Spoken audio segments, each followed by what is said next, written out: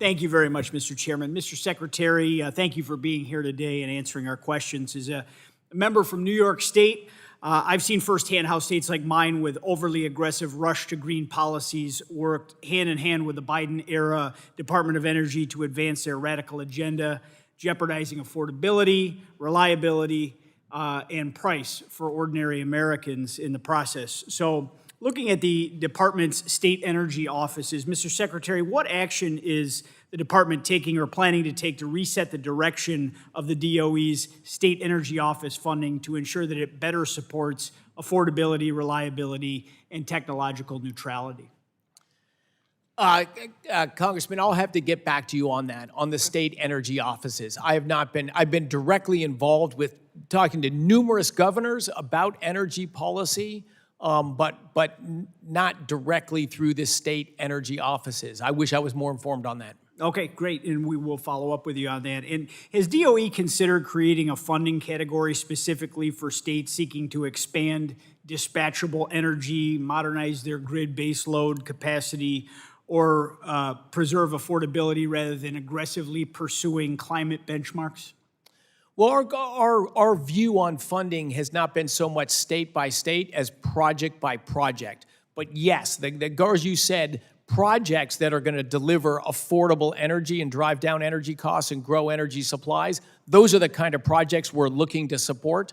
And things on the other side that are ultimately going to make energy more expensive or less reliable, we are, the math on them doesn't pencil out as well, so less of the money is going to go in that direction. Thank you, Mr. Secretary. I'd like to end my time here focused on President Trump's executive order signed April 8th, titled Protecting American Energy from State Overreach. How is the department interpreting this executive order, and has the department taken any steps to identify state-level energy mandates or regulations that may be inconsistent with the federal interest in energy affordability and reliability?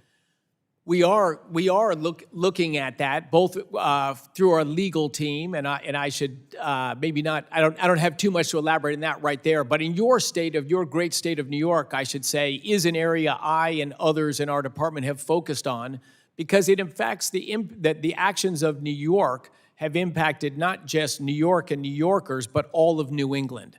So the two natural gas pipelines, the Constitution pipeline and the Nessie pipeline, would have lowered the cost of electricity in New York State, lowered the cost of home heating in New York State, improved air quality by converting a lot of legacy fuel oil burning heating systems in people's houses to natural gas, and brought more natural gas through your state into New England so they could also lower their electricity prices, their home heating costs, and their ability to build industry. So to your point, it's sort of a poster child of state actions that hurt the residents of your own state and of neighboring states. And to take that one step further, the tremendous Marcellus shale that has changed not just U.S. but world energy circumstances, it goes under the state of New York as well. Western and central New York. I represent the Marcellus Shale in my district, yeah. And they have truly stolen a generational opportunity that could have transformed our economy, could have lowered our home heating costs, and provided plentiful natural gas throughout the northeastern states. And as one of the only northeastern members on this committee, I think this is an important platform to have that conversation. And I really appreciate you bringing that up because we have a war on natural gas, unfortunately, in New York and many other New England, area states, and it is taking our economies in the wrong direction.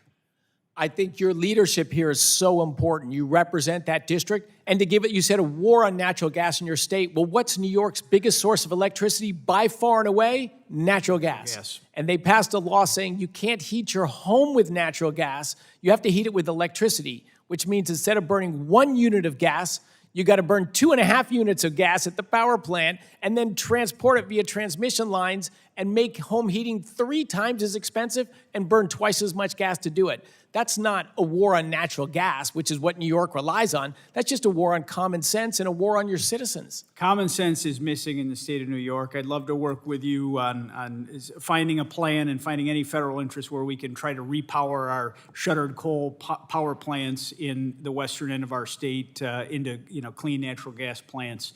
and put some real power on the grid instead of taking power off at all times. So I really thank you for being with us, Secretary. I look forward to working with you, Congressman. All right. And I Thank you, yield the back. gentleman.